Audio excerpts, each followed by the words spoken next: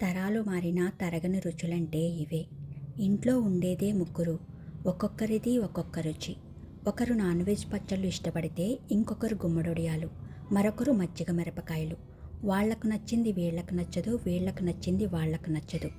ఎవరికి నచ్చినట్టు వాళ్ళకి చేస్తుంటా. ఖాళీగా ఉండేదే ఆదివారం. ఆ ఆదివారం ఒక్కొక్క వారం ఒక్కొక్కటి చప్పున చేస్తున్నా.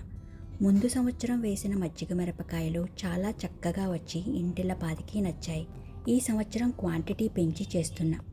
ఇక మజ్జిగ మిరపకాయల విషయానికొస్తే, మజ్జిగ మిరపకాయల్ని ప్లాస్టిక్ బకెట్లో వేసుకోవాలి. స్టీల్ అంత సేఫ్ కాదు. వీటిని 24 గంటల పాటు నాననివ్వాలి. మరుసటి రోజు ఉదయం ఆరబెట్టి సాయంత్రానికి మజ్జిగలో వేయాలి. మళ్ళీ మరుసటి రోజు ఉదయం ఆరబెట్టి సాయంత్రానికి మజ్జిగలో వేసి అలా మజ్జిగ అయ్యేంత వరకు కూడా ఆరబెడుతూ మజ్జిగలో వేస్తుండాలి.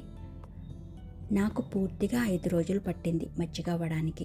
6వ రోజు నుండి ఇంకో 5 రోజుల పాటు క్రిస్పీగా అయ్యేంత వరకు ఎండలో ఆరబెట్టుకోవాలి.